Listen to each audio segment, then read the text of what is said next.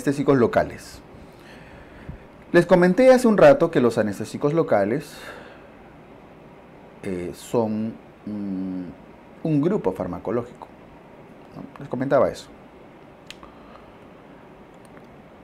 Los anestésicos locales, cuyos representantes más comunes son la lidocaína, la bupivacaína, son fármacos que tratan de bloquear el ingreso de sodio.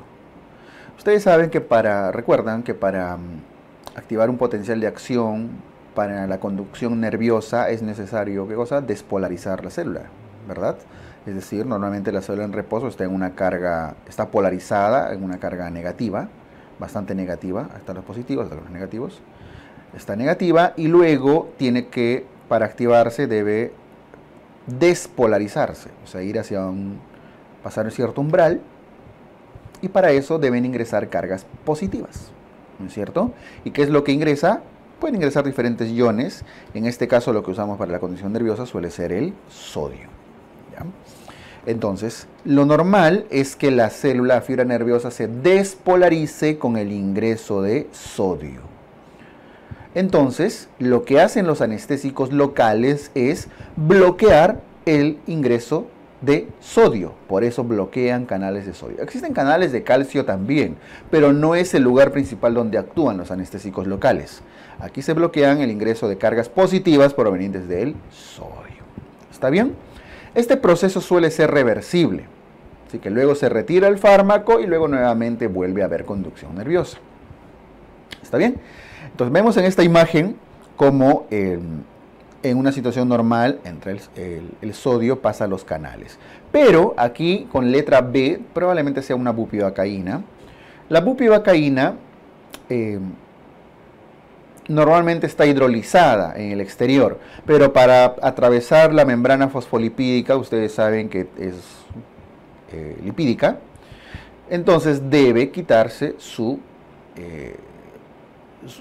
un hidrogenión para deshidrolizarse, ¿verdad? Entonces atraviesa la membrana en su forma no hidrolizada. Y una vez que atraviesa la membrana, otra vez vuelve a hidrolizarse. Quiere decir que su forma activa, la forma activa de los fármacos locales, de los anestésicos locales, es cuando está hidrolizada. Se quitó su hidrógeno nada más un rato para atravesar la membrana, ¿no? La barrera, la membranita. Entonces, una vez que está hidrolizada, desde adentro de la membrana, bloquea el canal, bloquea los receptores de anestésicos locales y el sodio ya no puede entrar. Y de esta manera está bloqueando la despolarización. ¿Ok? Otra opción es que la hiperpolarice. Puede hiperpolarizar haciendo que la despolarización sea más difícil. Otra posibilidad incluso es que eleve el umbral de despolarización. O sea, se despolariza la célula, la fibra, pero no alcanza al umbral, así que no va a transmitir la conducción nerviosa. ¿Está bien? Listo. Entonces, por todos lados, creo que se entiende que el objetivo es que no entre sodio. Bueno, es lo que deben recordar, ¿no? Y de esa manera no se transmite el dolor. Existen diferentes moléculas, tipos de anestésicos locales, pero los más comunes son estos, o más que los comunes, las dos familias son bien parecidas. Todos tienen un núcleo aromático, ¿no es cierto? Un polo. Todos tienen un polo amina. Y la molécula se va a diferenciar de acuerdo a cuántas cadenas hidrocarbonadas tienen. Y respecto al tipo de enlace entre el núcleo aromático y la cadena amina. Y el núcleo amina. ¿Ok? Hay enlaces tipo éster y hay enlaces tipo amida. ¿Cierto? Enlaces tipo éster y enlaces tipo amida. En general, el enlace éster es un enlace un poquito más débil. Entre comillas, ¿ah?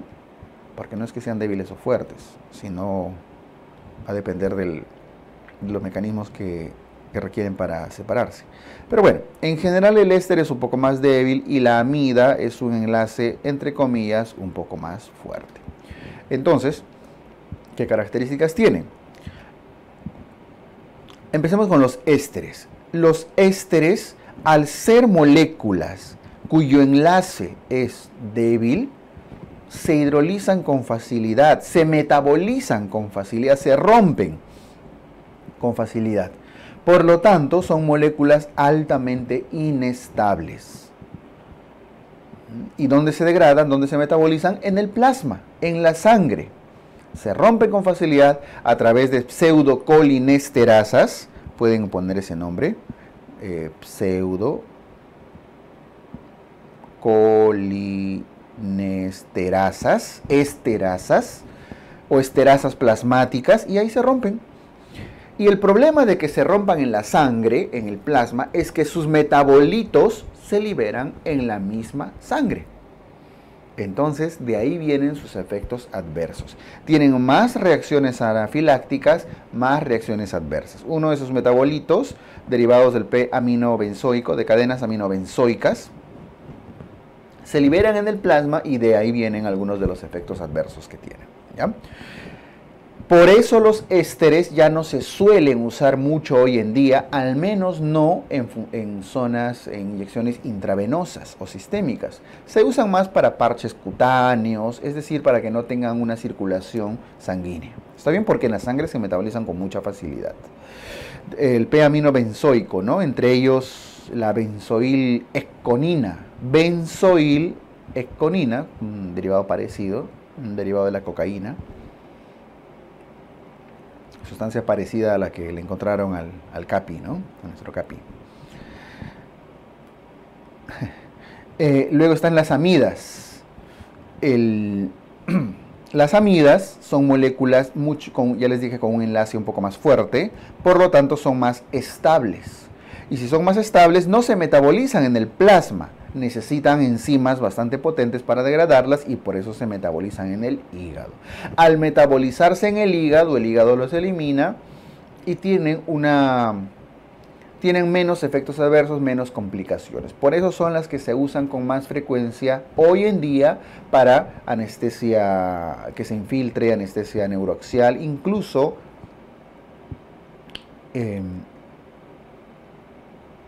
permite que se absorba. ¿Está bien? Listo. Entonces, ésteres inestables, metabolismo plasmático en la sangre, amidas estables, metabolismo hepático. Son las que se usan más hoy en día. Los anestésicos locales siguen una secuencia de pasos para generar su mecanismo de acción. Y vean que los efectos van a depender del tipo de fibra nerviosa que están bloqueando. Al inicio bloquean fibras tipo B, C, A delta y al último las fibras A alfa. Si ustedes recuerdan los tipos de fibras nerviosas, esto lo hemos conversado en clase de cirugía general, incluso en neurología también suelen verlo. Pero existen fibras tipo A, tipo B y tipo C. Eso es solo un recuerdo, ¿eh? Una nubecita acá. Las tipo A pueden ser alfa, beta, gamma, delta, ¿no es cierto? Luego vienen las B y las C. Cuanto más A alfa es, tiene más mielina. Más mielina y va bajando su cantidad de mielina. Al punto que, ahí está, al punto que la tipo B ya tiene casi nada de mielina y la C suele ser una fibra amielínica. ¿Ok? Entonces, las primeras que se bloquean, o sea, al anestésico local le es más fácil bloquear aquellas fibras que tienen poca o no tienen mielina. Por eso las primeras fibras son la B, la C, la A delta. ¿Ok? Y luego se van bloqueando hacia arriba.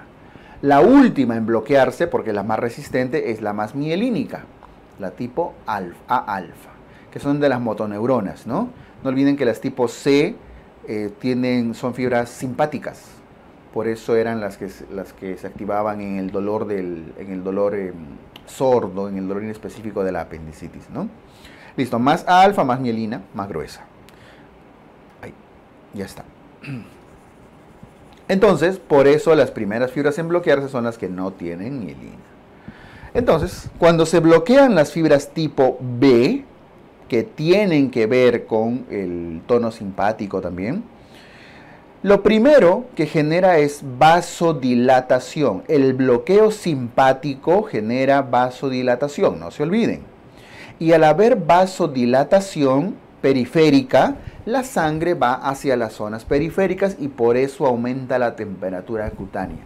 Incluso empieza a quemar, una sensación de quemazón, lo que les dice lo que algunos le dicen como ardor. Me quema, me arde. ¿Por qué? Porque se vasodilata por efecto de bloqueo simpático, de fibras simpáticas. Si ustedes recuerdan, cuando han ido al dentista alguna vez, les pongo ese ejemplo, cuando han ido al dentista y quizá les han hecho una curación mayor o les han sacado la muela del juicio, ¿no? Una endodoncia, qué sé yo, el anestesiólogo les infiltra su anestesia, ¿verdad? A nivel de las raíces. ¿Y cuál es la primera sensación? Más allá de la hincada. Si se recuerdan, la primera sensación es una sensación de quemazón en la zona de la encía. No es dolor en sí, quema, arde. Y es lo mismo que le dicen sus pacientes cuando ustedes les infiltran anestesia para una sutura o para sacarles una uña encarnada, qué sé yo. Lo primero que le dicen, quema, me arde. Luego se bloquean fibras tipo C y A delta. Recuerdan, las A delta ya son fibras de sensibilidad. Entonces después baja la sensación de temperatura, de quemazón y bloquea el dolor. Minutos después, a los 5 minutos más o menos, ya no sienten dolor porque se bloquean las A delta y las A delta eran sensibilidad somática, ¿verdad? Luego se bloquean las A gamma y ya no sienten el tono muscular. Sienten que ya no pueden movilizar de repente bien no tienen una buena sensación de su tono a nivel de las mejillas o del alrededor de las encías si es que se ha infiltrado mucho, ¿no? Luego vienen las A beta, el bloqueo de las A beta, y ya no sienten tacto y presión. Incluso el dentista agarra su alicate, ¿no? Está traccionando con fuerza y ya no sienten. No solo ya no sienten dolor, sino ya ni siquiera se dan cuenta que está jalando, ¿verdad? Ese es otro tipo de sensación. Y lo último que se bloquea, ya muchos minutos después, es la A alfa de las motoneuronas. Por eso es lo último que pierde la motricidad. Entonces termina el procedimiento que duró 15-20 minutos.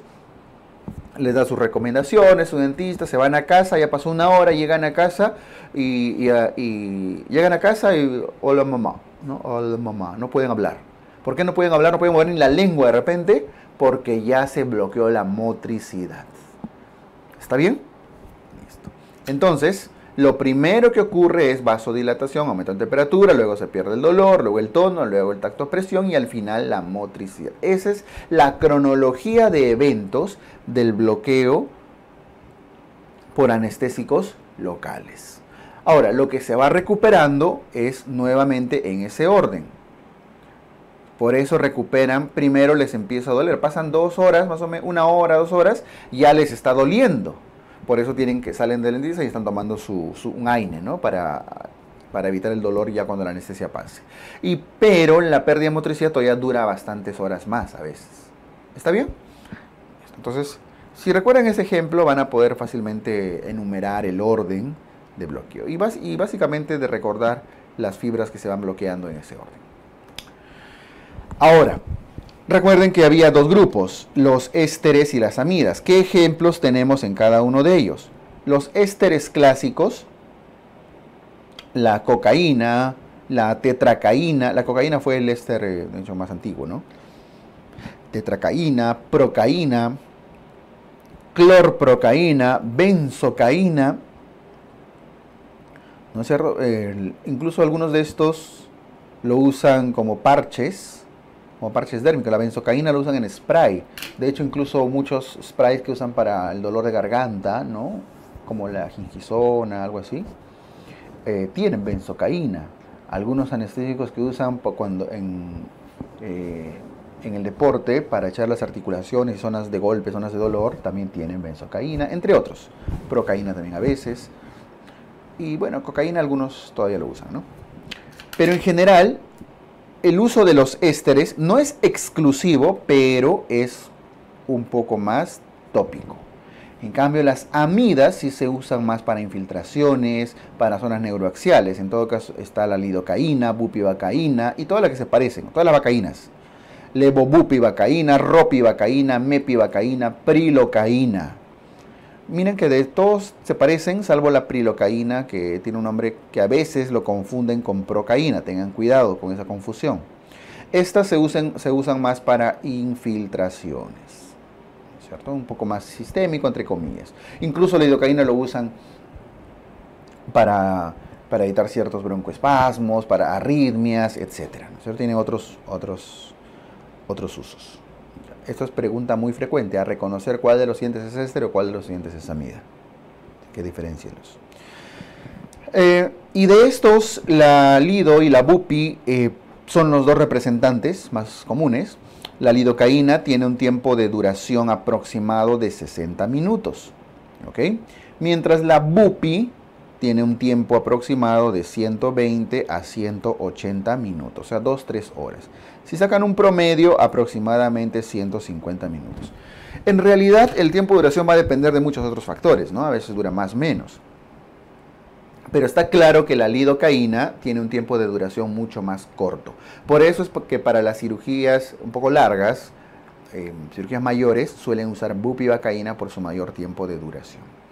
Las dosis, más que las dosis, las concentraciones, las concentraciones a las que se usan, va a depender de dónde lo van a usar. Aquí tengan cuidado. Miren, ¿qué dice en lidocaína? Si lo van a usar en piel, al 1%, o sea, en infiltración cutánea me refiero. Pero si lo van a usar en zona neuroaxial, al 2%. Quiere decir para anestesia epidural, intradural, etc. ¿Por qué? ¿Por qué al 2% en zona neuroaxial? Porque en zona neuroaxial ustedes necesitaban, recuerdan, isodensos, isobáricos. ¿Y cuál es el lidocaína isodensa? Al 2%. Quiere decir que si ustedes quieren infiltrar en zonas cutáneas, en zonas periféricas, lidocaína, ese frasco al 2%, que usualmente es el que recetan y el que venden en la farmacia, lo diluyen. Lo tienen que diluir al 1%. Con agüita destilada, con clorurito, etc. Pero lo diluyen al 1%, a la mitad. No necesitan usar al 2% en zonas periféricas, puede ser muy irritante. ¿Ya? No sé si han visto los dentistas, volviendo al ejemplo de los dentistas, usan sus cartuchos de lidocaína y alguna vez mírenlo, dice al 1% y ya viene preparado. Cuando suturen, por favor, diluyan al 50%. Va a ser menos incómodo para el paciente, van a tener mejores resultados probablemente. Y la bupivacaína, el común que venden es al 0.5, también es ideal reducirlo a la mitad para infiltrar, o sea, diluirlo, ¿no? Al 0.25%. El 0.5 neuroaxial era porque es isodenso con el líquido cefalorraquídeo también. Ahora, si bien son los más usados, los más conocidos, tampoco están libres de complicaciones. La bupivacaína es altamente cardiotóxico, sobre todo cuando se usa a concentraciones o dosis muy altas. Cardiotoxicidad.